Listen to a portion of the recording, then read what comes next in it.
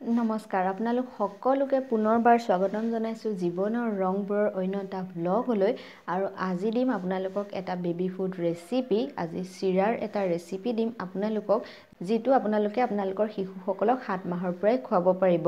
আৰু যিহেতু চিৰাৰ ৰেচিপি, গতিকে আপোনালোকে ৰাতিপুৱা সময়ত খোৱালে বেছি ভাল। চিৰা বা চুজি এইবিলাক ইমান কম বয়সত আচলতে গধূলি সময়ত খুৱাব নালাগে, গেছ হয় বুলি মানে ভবা যায়। আৰু সেইকাৰণে যিহেতু চিৰা হয়, সেইকাৰণে আপোনালোকে আগবেলা সময়ত খুৱাব, মানে ব্ৰেকফাষ্ট হিচাপে খুৱাব পাৰিব। এতিয়া বলক আৰম্ভ কৰোঁ।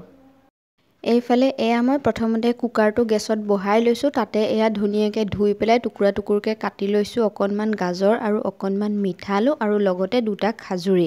গোটেইখিনি কুকাৰটোত দি দিছোঁ, অকণমান পানী দিছোঁ। এতিয়া ঢাকনিখন বন্ধ কৰি 3টাৰ পৰা 4টা চিটি আহিবলৈ দিম। আৰু আনফালে এয়া 2 চামুচমান চিৰা ধুনীয়াকৈ পানীৰে ধুই ল'লোঁ। তাৰপিছত অকণমান গৰম পানী দি পেলাই অকণমান সময় ঢাকি ৰাখিম। আৰু এয়া চাওক 4টা চিটি দিয়াৰ পিছত গোটেই বস্তুখিনি ধুনীয়াকৈ সিজি গ'ল। মিঠা আলুখিনিতো খুব কম সময়তে সিজি যায়, এটা চিটি দিলেই হৈ যায় সৰু সৰুকৈ যদি কাটি দিয়া হয়। মাত্ৰ গাজৰটো আৰু খাজুৰিটো সিজিবলৈ অকণমান সময় লাগে, সেইকাৰণে 3টাৰ পৰা 4টা চিটি দিলে ভাল হয়। আৰু এইখিনি এতিয়া সম্পূৰ্ণৰূপে ঠাণ্ডা হ'বলৈ দিম।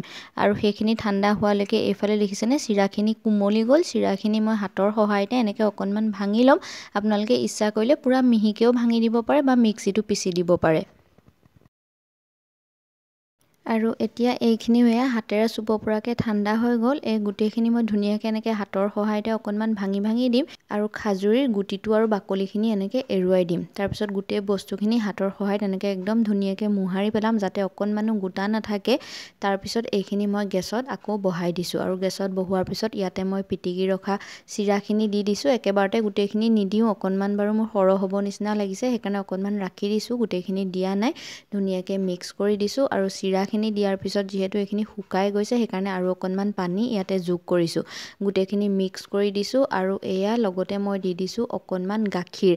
মই এয়া পুৰবী গাখীৰ দিছোঁ, যিহেতু মোৰ ল'ৰা বৰ্তমান অকণমান ডাঙৰ হ'ল। কিন্তু আপোনালোকে যিসকলে 2 বছৰৰ তলৰ বেবীৰ কাৰণে বনাই আছে বা 1 বছৰৰ তলৰ বেবীৰ কাৰণে বনাই আছে, আপোনালোকে এইখিনি সময়ত কোনো ধৰণৰ গাখীৰ এড নকৰিব। আপোনালোকে অকল পানী দিয়ে সিজাই থাকিব।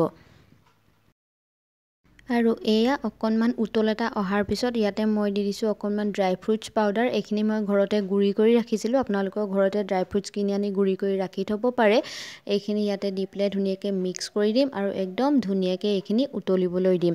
ইয়াত আৰু কোনো ধৰণৰ মিঠা এড কৰিব নালাগে, যিহেতু গাজৰটোও অকণমান মিঠা হয় আৰু মিঠা আলুটো মিঠাই হয়। আৰু লগতে মই দিছোঁ খাজুৰি, গতিকে এক্সট্ৰা কোনো ধৰণৰ মিঠা এড কৰিব নালাগে। আপোনালোকৰ ওচৰত যদি খাজুৰি কেনেবাকৈ নাথাকেও, সেই জলপানখিনি বনাই থকা সময়ত আপোনালোকে অকণমান গুড় দি দিব পাৰে। আৰু এয়া দেখিছেনে অকণমান সময়ৰ পিছত মোৰ এয়া গোটেইখিনি ধুনীয়াকৈ সিজি গ'ল, ডাঠ হৈ আহিলে। ইমানতে মই গেছটো বন্ধ কৰি দিছোঁ। আৰু এয়া বাতিত খুৱাবৰ কাৰণে উলিয়াই ল'লোঁ। আৰু আপোনালোকে যিসকলে 2 বছৰৰ তলৰ শিশুৰ কাৰণে বনাই আছে, আপোনালোকে এইখিনি সময়ত এতিয়া অকণমান ফৰ্মুলা গাখীৰ ইয়াতে মিক্স কৰি দিব। তাৰপিছত আপোনালোকে আপোনালোকৰ বেবীক এইখিনি জলপান খুৱাই দিব। ধুনীয়াকৈ 7 মাহৰ পৰাই খুৱাব পাৰিব। আৰু বেবীয়ে যেতিয়ালৈকে এনেকৈ খাবলৈ ভাল পায় তেতিয়ালৈকে খুৱাব পাৰিব। আশা কৰোঁ ৰেচিপিটো চাই আপোনালোকৰ ভাল লাগিলে। লগ পাম আকৌ অন্য এটা ভিডিঅ'ত। আজিলৈ আহোঁ, ধন্যবাদ।